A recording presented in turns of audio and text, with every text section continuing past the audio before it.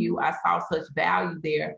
And like I said, I'm just happy that you are a successful entrepreneur, successful queen. Y'all, you can be successful in your own right in whatever you do. You can have a home-based business. You can have any type of business that you want, and you can literally do whatever you want with it because why? You're the boss. Exactly. So, Boss Lady Toya, thank you for showing up for us. And, just tell us about you. Who are you? We know you're from Atlanta, but, what made you jump into the tax industry? How did you get into the boutique lane? You may have ladies on the line that want to hear that. And what did that role look like getting to where you are now? So I got into the tax business, I would say back in 2011. I'm a survivor of a husband, 2 sisters, a mom and a son. At the time, I had just lost my husband and 2 sisters, and I had inherited their 3 children, as well as having my own 3 children. So I was a widow mom with 6 kids. I had no idea how I was going to take care of these kids. I just knew that I had to keep my family together. So I said, I prayed to God. I said, God, I'm going to allow you to take the wheel because I know I can't do this on my own. And I seen a tax sign. A business was giving classes for it. And I said, okay, I'm going to go ahead and try it out. So I took the class, I passed. They offered me a job, but they were not trying to pay me what I needed to be paid, being a single mom, widow mom with 6 kids. So my best friend, she ended up starting a tax business, and I started going from there. So I pretty much work for myself now. I was in Indianapolis at the time. That's originally where I'm from, Indianapolis, Indiana.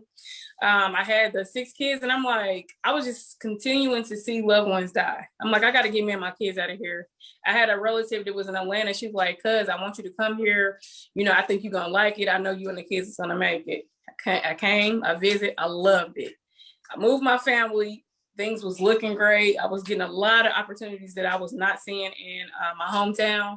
And then my kids, life for them was looking better. They wasn't just seeing death, that's traumatizing for kids. So we was out here maybe about 4 months, and then I lost my son. He was 7 years old.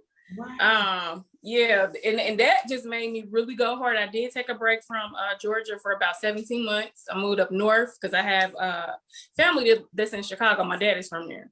So my dad was like, come up here, I want to help you. I was like, okay. So I started working there, but I still was doing taxes, like for my coworkers. They was having me do their taxes, and I'm like, okay, I'm not liking Illinois. I got to go back to Atlanta. So I just went full throttle with it. Fashion has always been something that I love since I was a teen. Last year, I finally decided to, actually have an online boutique. So I went and got my own inventory in LA. Before doing it, I did take a class, as far as learning where to go to get my merchandise. And I got the training. I actually went and got it, and I had a boutique. So now, thank you. So now it's just me. I have 5 daughters now. And just pretty much I'm running my own business as well as teaching them how to be an entrepreneur as well. One of my daughters is 17, and she knows how to prepare taxes. So that's amazing. So you training them up in the way they should go. I mean, yes. You overcame so many things. I mean, if you don't mind sharing, what happened with your family? So with my husband, it was a suicide. He I'm gonna say self-inflicted without being so sounding crazy with it, but self-inflicted. 5 months after he passed away, my youngest sister was murdered in front of her 2 small children. At the time, she had a 3-year-old son and a 2-month-old daughter. She was in a domestic violence relationship, and her abuser took her life in front of her kids. So that's how she passed. And then I got her kids the next day.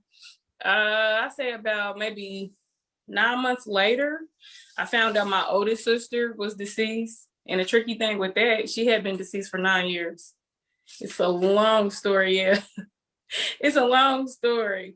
So, and also, I don't know if I said this, my mom, she's been in prison for 20 years. So I've been the backbone for my family. So I'm making sure that I'm keeping everybody together. Well, my youngest sister, before she passed away, I actually had custody of her when she was 16 years old. So I was just trying to make sure I keep my family together. So of course, when she died, it was only right that I got her. We're not really sure what happened to my oldest sister. She had a daughter the same age as my oldest daughter. And that was my first time meeting her when she was 9 years old. She was confused because of the family she was with had lied and told her that they were her family.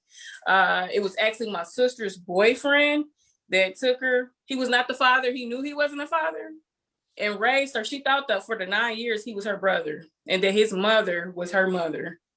So that was a journey itself, you know, trying to explain to her how I'm her aunt.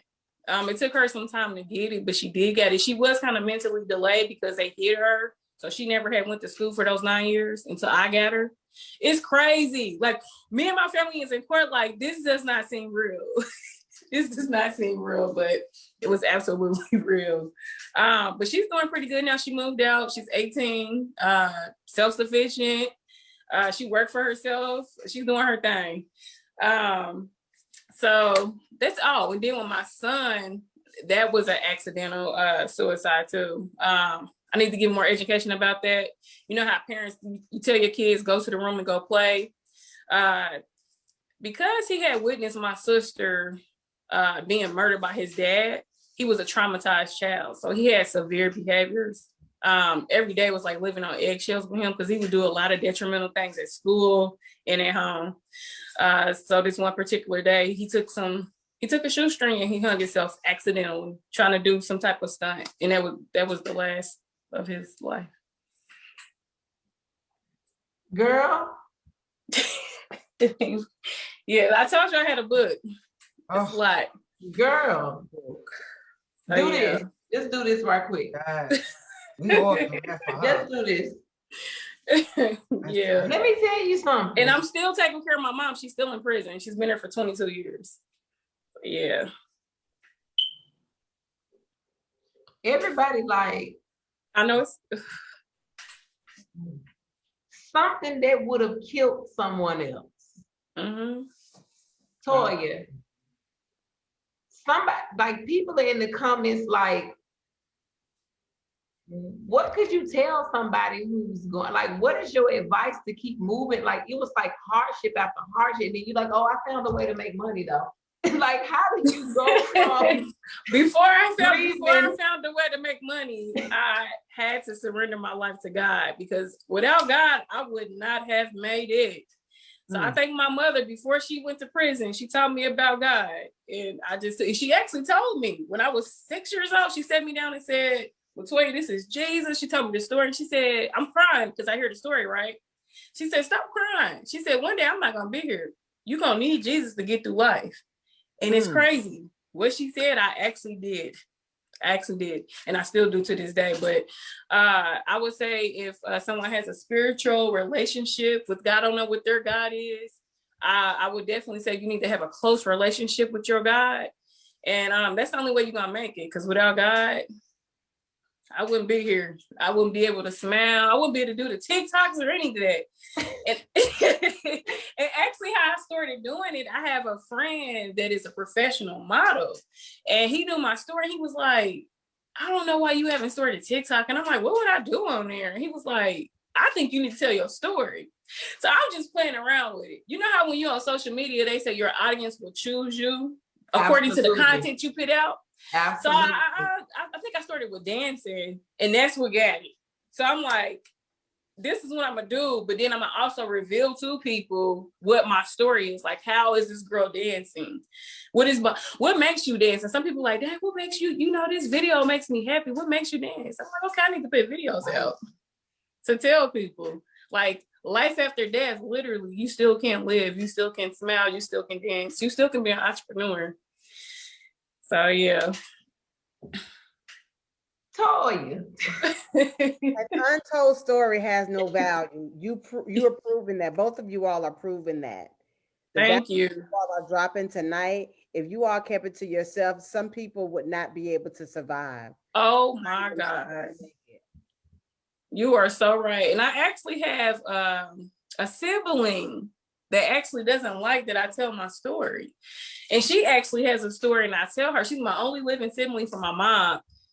I tell her, like, you need to tell your story, because your story is going to help someone, whether you believe it or not. But I believe in telling my story because I know somebody has went through or is currently going through what I went through.